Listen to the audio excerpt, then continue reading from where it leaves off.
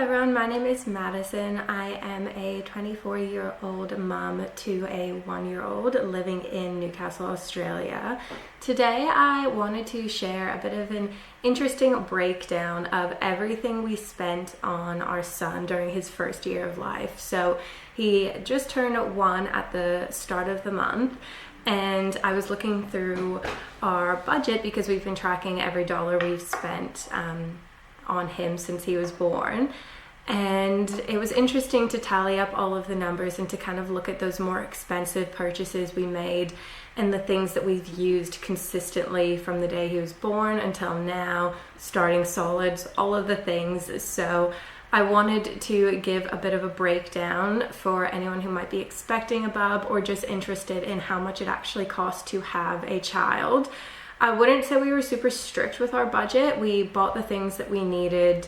We bought a lot secondhand, but we did buy some things new, and I can run you through whether I think that was a good idea, whether I wish we'd bought some other things secondhand.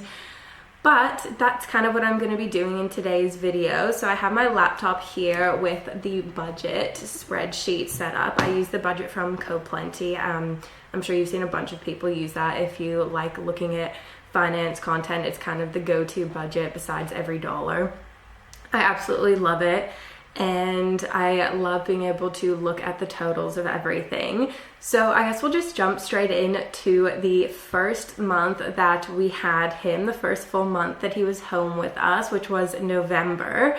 We spent a total of $901.08.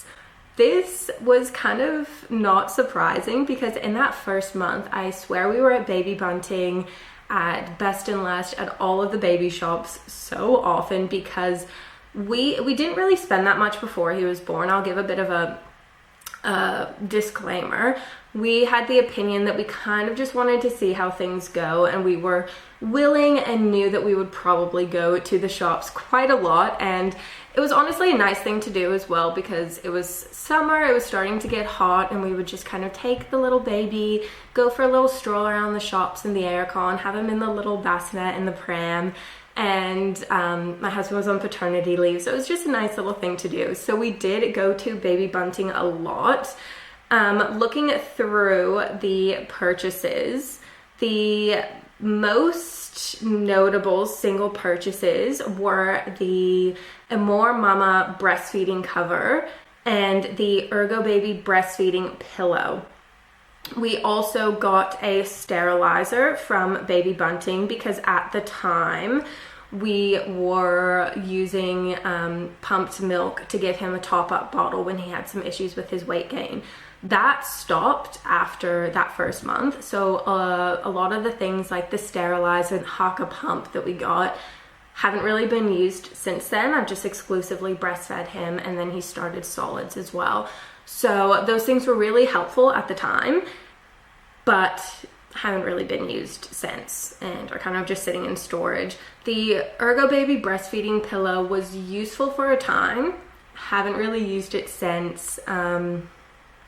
Yeah, I don't really know that I'll use it in the future. I think I feel a lot more confident with different positions, so don't know that I'll be needing that. It was helpful overnight. That was kind of the main time I used it, but it was a bit fiddly trying to get the straps around.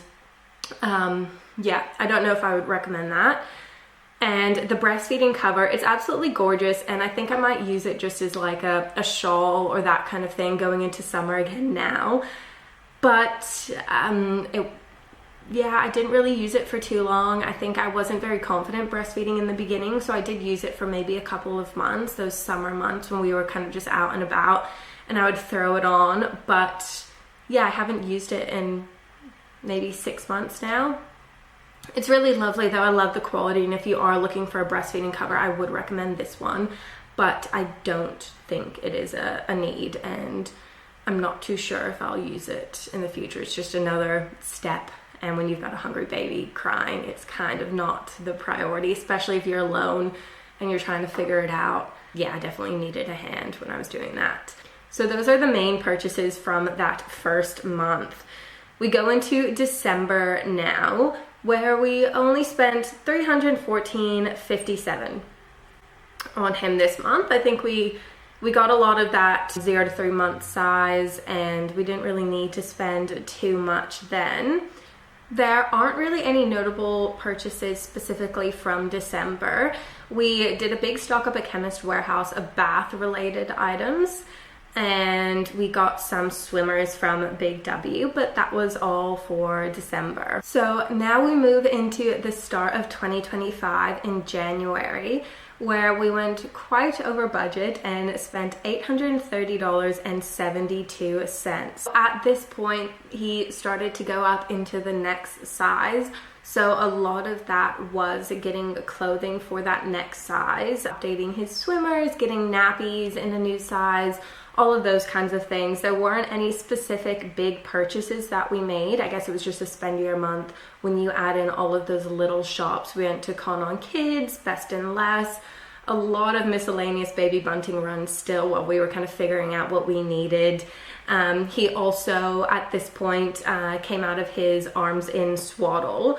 We started that transition a little bit early, so we got him some new Ergo pouch swaddles, which we have used consistently since then.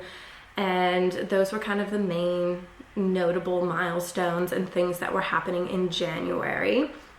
We move into February, where we spent a total of $325.18 on baby-related purchases for this month. So if I'm having a look through, we were still kind of at the start of the month getting some new clothes for him, getting him some new sleep suits. We kind of just used the Bones Wonder suits. We got a lot of hand-me-downs as well, so I think we might have spent a little bit more if we hadn't already had so many hand-me-downs. Which was a really great thing. If you have people in your life or you know people who have had kids before, a lot of people are, if they've kind of stopped having kids, really happy to get rid of a lot of that stuff. So we were very blessed to have had so many people who were willing to give us hand-me-downs. But we did obviously go through and buy some of our own things for him. I would say in that first year, probably about 60 to 70% of his wardrobe was hand-me-downs, and then the rest of it was kind of special occasion pieces, sleep pieces, swimmers, those kinds of things that we purchased for him. In February, we also made our usual Vanguard investment for him. I'll give you the total of how much we've invested for him in the first year, but that's something that was also included in every month's budget, was just making sure we were putting something aside for his long-term future and just starting to think about that now. Still have no idea exactly what our plan is, but we are just kind of putting away some money for him now. Moving on to March. March was a really spendy month, and I've kind of broken down our 2 spendier months into different categories. So March was the month of preparing to start solids, and if you have had a baby or if you are having a baby, you know that starting solids can be a journey. There's a lot of noise out there. There's a million and one different resources. We specifically loved the Solid Starts website for information on how to serve specific foods and kind of the different developmental stages of how you serve those items. And I also loved Boob to Food for recipes, inspiration. I loved their podcast, which is no longer going, I'm pretty sure, but there's a million episodes in the backlog that are amazing, especially their ones about allergens, which was something I was definitely thinking about and worried about at the time. But now that he's a year old, even though we started solids at 6 months, it already feels so far behind us, so distant. But we spent $1,254.22 in the month of March, and I would say majority of that was getting prepared to start solids. So the biggest purchase, I'll just throw it out there already right now, the Stokke Tripp Trapp. I love it. I wish I could say that it was a waste of money. I wish I could say that I regret it. I don't. I honestly wish we had prioritized this high chair over his bassinet. I haven't mentioned the bassinet that we used for him because we purchased that before he was born, but we got the Il Tutto bassinet, and I did the maths on how much per night it actually cost us based on how many nights he was in there. And it's staggering, so hopefully if we have other babies that they will actually like the bassinet and be able to stay in there for a bit longer and not reach the weight limit too soon. But yes, I really think investing in a high chair has been so great. He loves being in it. He was happy to just sit in there before he actually started solids, watch me cook. It's really comfortable. We did get the seat cover for it. Wouldn't recommend that. We didn't use it very long when she actually started eating because it was just getting so messy and it was actually quite hard to take off. So if you're getting a Stokke Tripp Trap, probably just avoid getting the cover. We also got the tray that goes with it, and we got the catchy. Really recommend the catchy. We still are using it to this day. It definitely takes away from the aesthetic of the high chair, but that doesn't really matter. I think it's just so useful. We do have a dog, so she was picking up like his food scraps at the beginning, but I don't really want her just eating all of his food. And also it means that we can reserve things to him if he has thrown it without worrying about it being too gross coming off the floor. That was the main big purchase from March, was the Tripp Trap itself. We spent $710.78 total on the Tripp Trap, the accessories, the catchy, all of those kinds of things. And then a lot of the other spending from that month was on getting him bibs, getting some cups, some cutlery, some like plates, bowls, all of those kinds of things. We only really got one of each, I will say that, and I don't think that you need more. We have 2 bibs, 1 plate, 1 bowl, 1 set of little baby cutlery, and that's kind of been enough for us. In April, we spent $202.89. Coming off the back of a very spendy month, I think we cut it back. This was majority just normal investment, his nappies, his wipes, all of those things. We did get cloth nappies a bit later on, which I'll go over the cost for that. Really wish we had done that sooner. Anyway, going into May, where we spent $441.80. This was another size up in clothes. Also got a floor bed this month. So we spent $170.91 on a bed frame for him.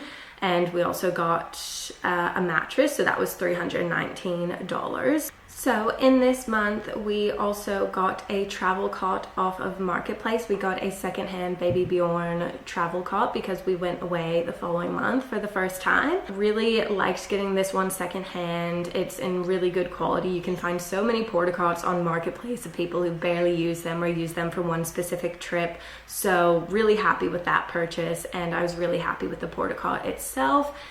He doesn't really love sleeping in a cot, so I don't know how much use it'll get going forward. He mainly just kind of sleeps with us, but I think it'll be useful in the future for other babies as well.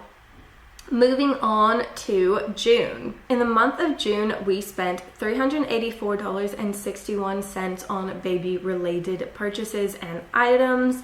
This was a lot of things like nappies and wipes. As I said, we did start cloth nappies soon in the budget, which you'll see that definitely impacted it in a really great way, but wish we had started it sooner. Anyway, so a lot of the purchases were pseudo cream, wipes, nappies, those kinds of things.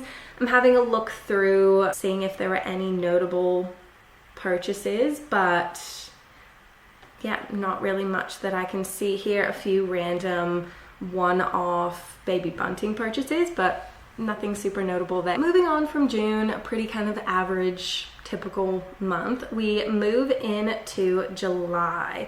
In July, we spent $393.41 on baby-related spending. So in this month, the main spending we did for our son was getting some secondhand cloth nappies from Facebook Marketplace. There are so many cloth nappies on Marketplace, ones that have barely been used, in really great condition. If you are looking at buying secondhand nappies, I would just kind of look on Facebook, on like the Clean Cloth Nappies Facebook page, and see kind of what to look for in terms of the elastic, in terms of the liners, just to make sure that they are in good nick.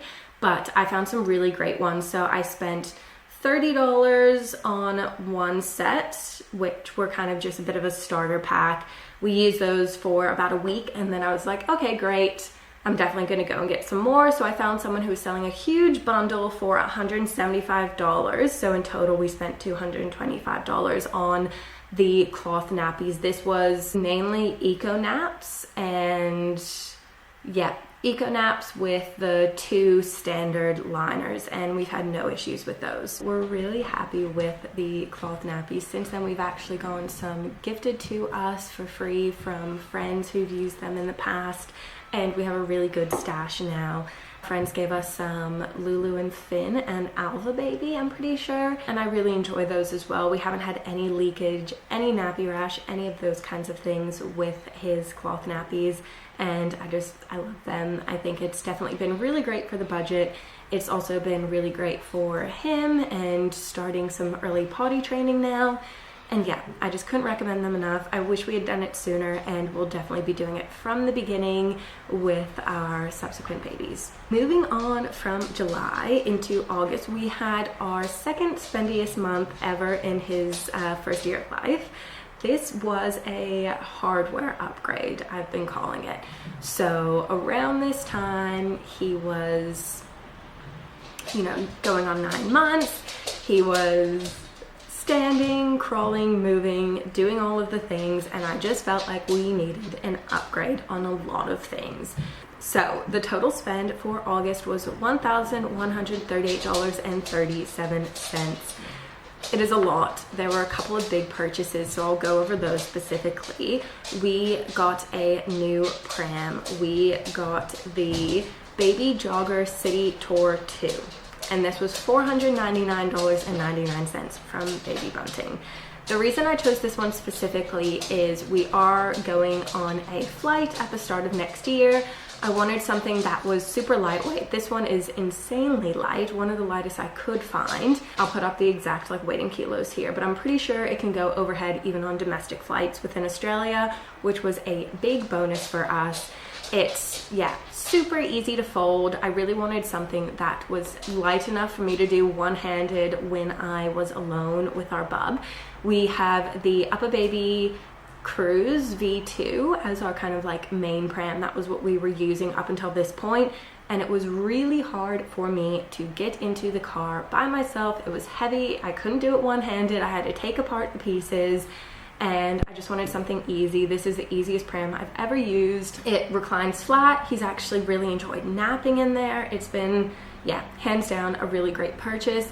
I couldn't find this one secondhand. I really tried to search. There are so many good travel prams secondhand on Marketplace, but I specifically wanted this one for travel, so we did end up buying it new, and it came with a travel bag and all of those things, and I do recommend it. We also got the My Happy Helpers Learning Tower, this one specifically here that has the magnetic whiteboard on the back there, so it kind of serves as a guard to keep him upright in there.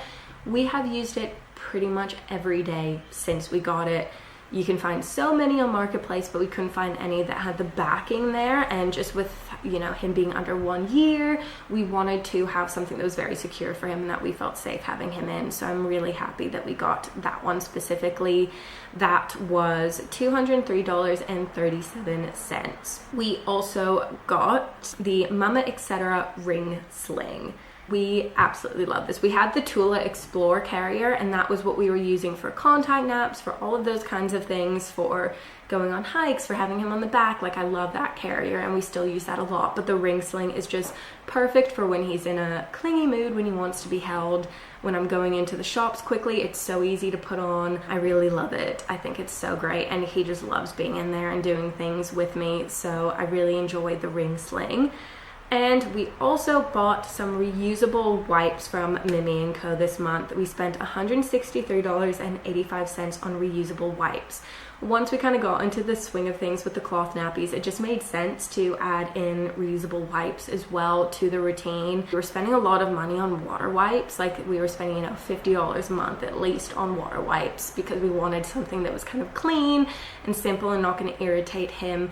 But the reusable wipes have been perfect. We use them for everything at this point. They're such great quality, so soft, so easy to use, so easy to wash, and I just love them. I think they've really, if you're doing cloth nappies, you should just do reusable wipes as well because they follow the same wash cycle. Really happy with those, and really happy with the Mumma & Co. ones. I would love to get some Mumma & Co. cloth nappies in the future, but they never really come up secondhand, so that will be an investment we might make when our cloth nappies now start to show some signs of wear. So moving on from that spendier month into September, where we had no big purchases, we had our reusable wipes, we had our cloth nappies, we only spent $72.98 on baby related items. This was definitely our lowest spend month, and you can see it starts to go down from the start when we were buying nappies and wipes and all of those things. So the main thing we bought in this month was a hat from Baby Bunting for going outside, for things starting to be a bit warmer. And we got a second-hand backpack carrier for hiking from Marketplace, which we spent $50 on, which has just been absolutely amazing. I use it all the time. I love going out and going on little hikes with him. He really enjoys it too, and yeah, we're just really happy with that. Sorry, the camera just died, but to wrap things up with the last month, in October, we spent $129.09. So very typical. The budget has started to go down a lot now that he's getting older. Our grocery budget is definitely going up.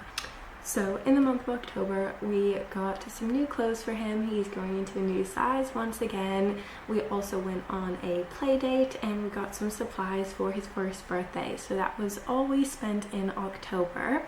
So the final total for everything we spent from November when he was born last year to October of this year is $6,388.92, which I think is about average, maybe on the lower side of average for what you might spend in the first year of having a baby. We also invested $762.72 across those 12 months for him.